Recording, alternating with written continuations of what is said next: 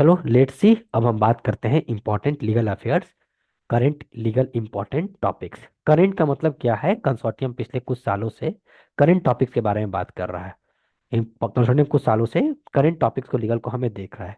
तो हमें देखना है कि इंपॉर्टेंट लीगल टॉपिक्स करंट में क्या क्या है, जिनसे सवाल सीआर क्रिटिकल लीगल रीजनिंग के तौर पे बनाए जाते हैं। तो स्टार्ट करते हैं। पहला टॉपिक करंट लीगल टॉपिक से ध्यान देना, मैं जो कॉन्सेप्ट बता रहा हूँ उस कॉन्सेप्ट को ध्यान रखना है, क्वेश्चन वैसे ही फ्रेम होगा। स्टार्ट करते हैं। पहला जो कॉन्सेप्ट आता है वो आता है medical termination of pregnancy act, ठीक है, एमटीपी एक्ट। ये क्यों एक्ट है? क्योंकि इस एक्ट में राइट टू चॉइस किसके कंसर्न से, वीमेन के कंसर्न से बात की जा रही है। राइट टू लाइफ वो अनबॉर्न बेबी के कॉन्सेप्ट से बात की जा रही है। तो यहाँ पर आर्टिकल 21 का बहुत बड़ा रोल है राइट टू लाइफ के ऊपर। तो एमटीपी एक्ट क्या क्या कहता है, इसमें कितनी लीव की होती है, इसके नए प्रोविजन क्या क्या है, क्या क्या चेंजेस किए गए हैं, इसके बारे में बात कर लेना। और एबॉर्शन का मतलब क्या होता है, एबॉर्शन को ध्यान से पढ़ लेना, वो इंडिया में लीगल क्यों है, पनिशेबल ऑफेंस क्यों है, इसके बारे में पढ़ लेना, क्योंकि क्रिटिकल लीगल रीजनिंग का ये सवाल बनेगा एमटीपीए एक्ट से। समझ में आ गया पहला पॉइंट। दूसरा पॉइंट है concept of live in relationship. अब कॉन्सेप्ट इसमें क्या क्या है ध्यान से देखना। पहला है कि अगर कॉन्सेप्ट कोई आदमी लिव इन रिलेशनशिप में पिछले 10 सालों से रह रहा है, कितने सालों से रह रहा है बेटा, 10 ईयर से, ठीक, और उनका एक बेबी हो जाता है, ठीक, तो इसकी लेजिटिमेसी क्या होगी, इसकी लेजिटिमेसी क्या होगी, क्योंकि इनका शादी तो हुआ नहीं है बट वो लिव इन में रह रहे हैं, तो इनकी लेजिटिमेसी के बारे में कॉन्सेप्ट आएगा। सेकंड, कॉन्सेप्ट और लिव इन रिलेशनशिप को, अगर वो पिछले 10 सालों से साथ रह रहे हैं, 5 साल से साथ रह रहे हैं, तो उनको आप हस्बैंड वाइफ लॉ मानेगा कि नहीं मानेगा। अभी हाल ही में कर्नाटका हाईकोर्ट और बॉम्बे हाईकोर्ट के ऊपर जजमेंट आया है कि अगर कोई लिव इन रिलेशनशिप में काफी टाइम से रह रहा है तो उनको हस्बैंड और वाइफ मानेंगे कि नहीं मानेंगे। थर्ड, कोई आदमी पिछले 10 सालों से लिव इन में रह रहा है, ठीक है, हस्बैंड ने एक फेक प्रॉमिस किया इसी लिव इन में 10 साल से कि हम आपसे शादी करेंगे, क्या करेंगे, we will do marriage together, और दोनों के बीच में फिजिकल रिलेशनशिप बना, ठीक। अब हस्बैंड डिनाई कर रहा है, नाउ हस्बैंड क्या कर रहा है, डिनाई कर रहा है। तो वाइफ उसके ऊपर केस कर दी रेप का। तो whether husband will be held liable for the fake promise and whether husband will liable for the offence of rape और नॉट। ये कॉन्सेप्ट तुम्हें ध्यान रखना है। फिर हम बात कर रहे हैं मेंटेनेंस लॉ। जब भी मेंटेनेंस की बात करेंगे तो हम बात करेंगे 125 ऑफ सीआरपीसी की बात करेंगे। क्यों? मेंटेनेंस काफी अच्छा इंपॉर्टेंट टॉपिक है, तो इसके सबसे पहले इसेंशियल्स पढ़ लेना, इसके तुम इलस्ट्रेशंस देख लेना गूगल पे जाके, इसके केसेस देख लेना कि किस केसेस में किस किस कंडीशन में मेंटेनेंस मिलेगा। फॉर एग्जांपल, एक वाइफ है, एक हस्बैंड और वाइफ है, ए और बी। हस्बैंड, ए हस्बैंड हो गया, बी क्या हो गई, वाइफ हो गई, ठीक। ए के बीच में सेपरेट हो गए, ठीक है।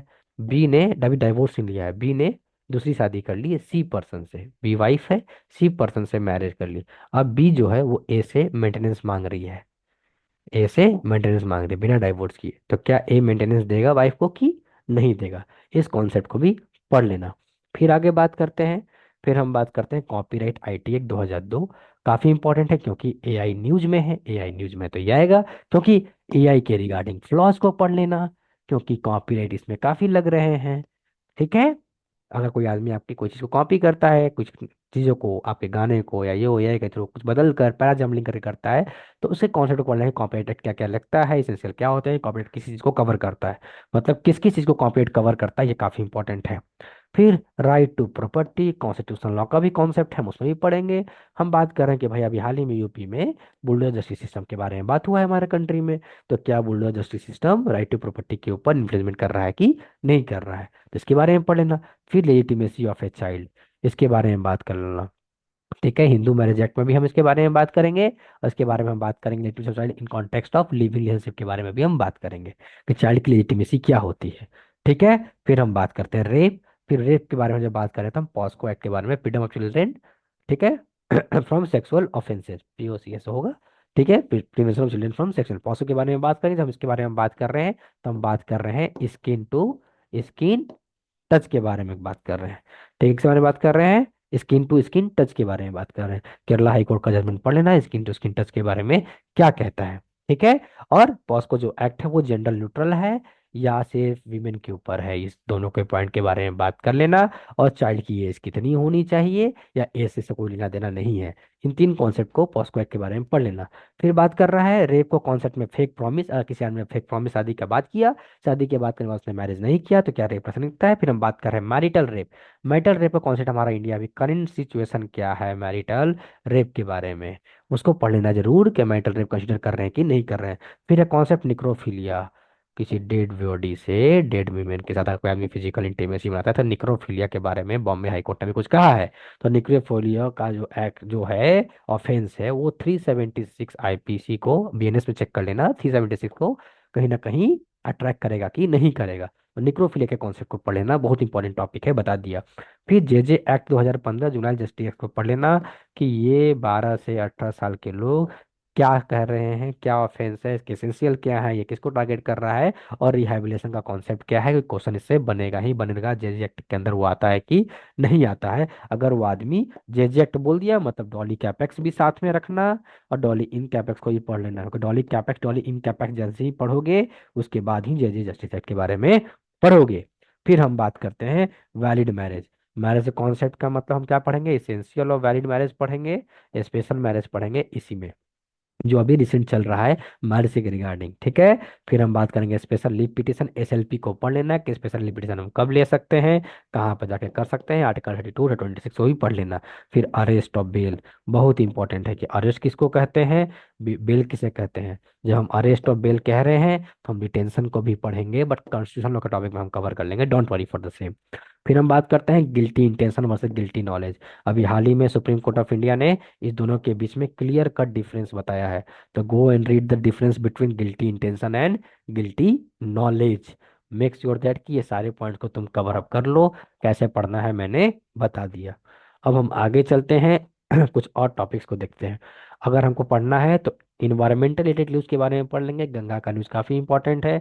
यमुना एंड गंगा के बारे में हम पढ़ लेंगे, क्यों, क्योंकि इंपॉर्टेंट करंट लीगल न्यूज़ में ये आ रहा है।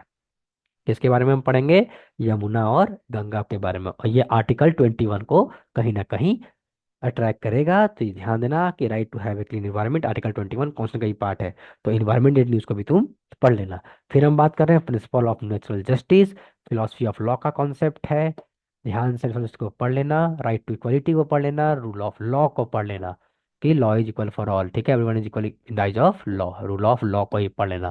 प्रिंसिपल ऑफ नेचुरल क्या कहता है कि हर आदमी को बोलने का अधिकार है, हर आदमी को जस्टिस देने का है, गुड कॉन्साइंस में जस्टिस दिया जाता है, क्योंकि एक साल पहले कंसोर्टियम ने फिलोसफी ऑफ लॉ से भी क्वेश्चन पूछे थे, तो इसलिए मैं तुमको बता दिया कि ताकि तुमको दिक्कत नहीं आए। जुरिस्प्रूडेंस से एक सवाल मैंने दे दिया, प्रिंसिपल ऑफ नेचुरल जस्टिस और रूल ऑफ लॉ। अब हम बात करते हैं भारतीय न्याय संहिता बीएनएस के बारे में, जहाँ पे मॉब लिंचिंग के कॉन्सेप्ट को पढ़ेंगे, इसके एसेंशियल्स को पढ़ेंगे, और टेररिज्म को जहाँ पे डिफाइन किया है इसके एसेंशियल को पढ़ेंगे। दोनों इंपॉर्टेंट टॉपिक हमारे लिए बीएनएस से इंपॉर्टेंट हो जाते हैं। अब कैनिबलिज्म के केस को अभी रिसेंटली बॉम्बे हाई कोर्ट ने क्या कहा है कि मदर वाला केस होगा कि मदर को पहले मार दिया गया फिर खा लिया गया। तो कैनिबलिज्म के कॉन्सेप्ट को हमारा इंडिया अभी क्या करता है, और कैनिबलिज्म का कॉन्सेप्ट अभी फॉरेन लैंड में भी क्या है, दूसरे कंट्री में भी कैनिबलिज्म का कॉन्सेप्ट क्या है, किसी इंसान को मारकर खाने की जो कॉन्सेप्ट है कैनिबलिज्म में, हम इसके कॉन्सेप्ट को ही पढ़ेंगे। तो यहाँ तक आपको बात समझ में आ गई, हम लीगल में क्या क्या पढ़ेंगे, इंपॉर्टेंट करंट लीगल टॉपिक्स में हम इन इन चीज़ों को डिस्कस करेंगे। इसके अलावा भी कुछ टॉपिक्स हैं याद रखना जो हमें ध्यान देना है। पहला जो टॉपिक हमें जो याद रखना है लीगल में, लीगल टर्म्स में, इतने करने के बाद at least the word at least is important ना, इतना करना ही है। इसके बाद क्या करना है हमको, वो ज़्यादा हमको वीमेन सेंटर जितने भी न्यूज है अभी सोसाइटी में उसके बारे में पढ़ लेना। उसके बाद बात कर लेना साइंस के बारे में, साइंस को लेकर क्या अभिनव लॉज बनाए गए हैं, स्पोर्ट्स लॉ के बारे में पढ़ लेना, इक्वालिटी के बारे में, जो वीमेन के पेमेंट के बारे में बात आई है, ये चीज़ों को भी कवर कर लेना। ये सब टॉपिक जब पढ़ लोगे तो तुमसे इससे बाहर का सवाल नहीं आएगा। तो मेक श्योर जो तुमको मैंने टॉपिक दिया, you guys just need to go and cover all this topic. तो यहाँ तक तुम्हारे इंपॉर्टेंट लीगल टॉपिक्स के भी कॉन्सेप्ट खत्म हो गए। अब हम आएंगे बेसिक लॉ में, जहाँ पे हम टॉर्ट्स, कॉन्स्टिट्यूशनल लॉ, इसके बारे में बात करेंगे। तो आई होप तुमको यहाँ तक समझ में आया। अगर तुमने यहाँ तक वीडियो कंप्लीट कर दिया तो टेक्स्ट करो कमेंट बॉक्स पे कि yes I did it. It means तुमने एटलीस्ट ये काम कर लिया। और जब इस टॉपिक को कंप्लीट कर लोगे फिर आके कमेंट बॉक्स में लिखना कि yes I completed it. So that's from my side regarding this topic. Wait, अब मैं नेक्स्ट टॉपिक को स्टार्ट करूंगा, जिस टॉपिक में अपन बात करने वाले होंगे बहुत ही प्यारा concept, constitutional law important topics. ठीक है, चलो।